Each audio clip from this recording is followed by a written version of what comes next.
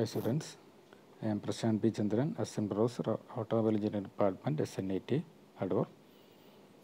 Welcome to my new video. In this video, I am discussing you about a portion in our sixth module of manufacturing technology.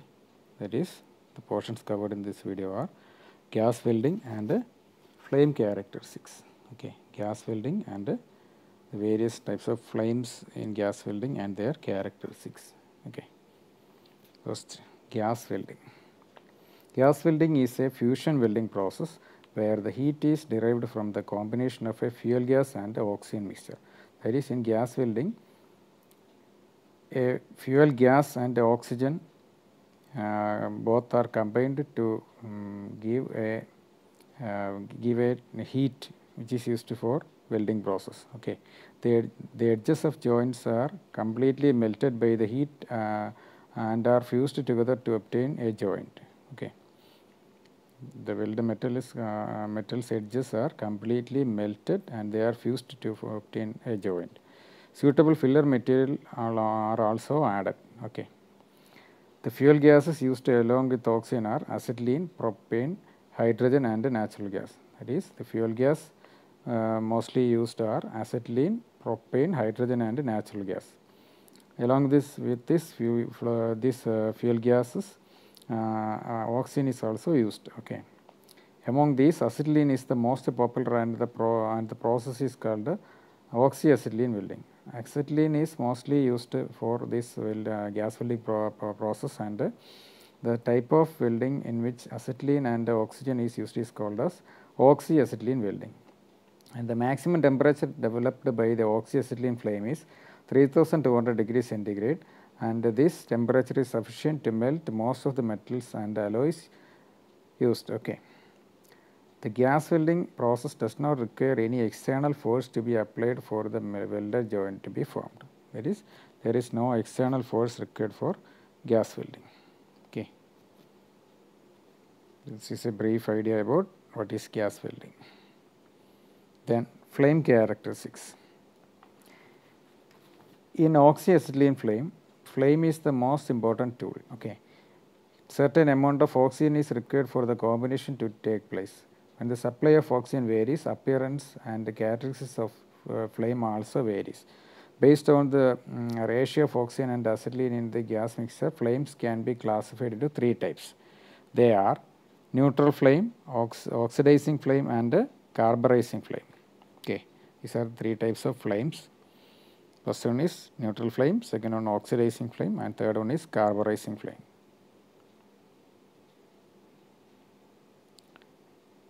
Then first one, neutral flame. For the complete combustion, approximately equal quantity of oxygen and acetylene are mixed in the welding torch and burned at the torch tip.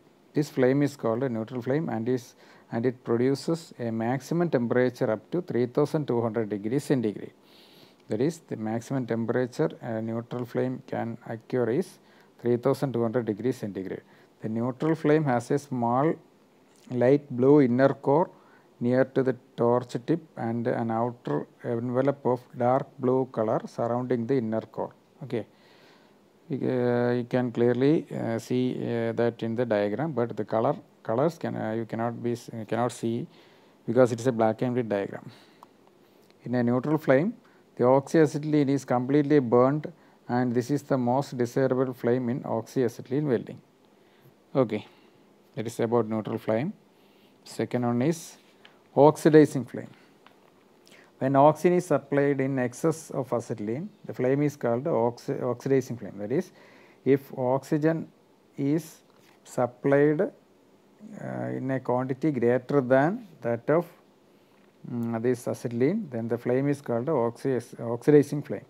The appearance is similar to a neutral flame with a smaller inner core of dark blue color and more pointed than a neutral flame. The outer flame envelope is much shorter and not sharper like neutral flame, but it is much hotter and the temperature is up to 3300 degrees centigrade. That is, an oxyacetylene flame can occur a maximum temperature of 3300 degrees centigrade. Okay. Then a third one is carburizing flame. If the volume of oxygen can be reduced and the mixture will become rich in acetylene, that is, if acetylene quantity is more than that of oxygen, then a carburizing flame will occur. The resulting flame will be a carburizing or reducing nature. The flame is similar to neutral flame with an additional intermediate reddish flame feather in between the inner core and the outer flame envelope. That is, there is an additional intermediate flame feather in between the inner core and the outer blue flame. Okay, that is the peculiarity of this carburizing flame. The smaller inner core is whitish in color and the outer envelope is larger and blue in color. The size of reddish feather is an indication of the excess acetylene present. That is, a reddish feather indicates that excess acetylene is present in the flame. Okay. The carburizing flame is not suggested for general use, as the acetylene is not completely burned.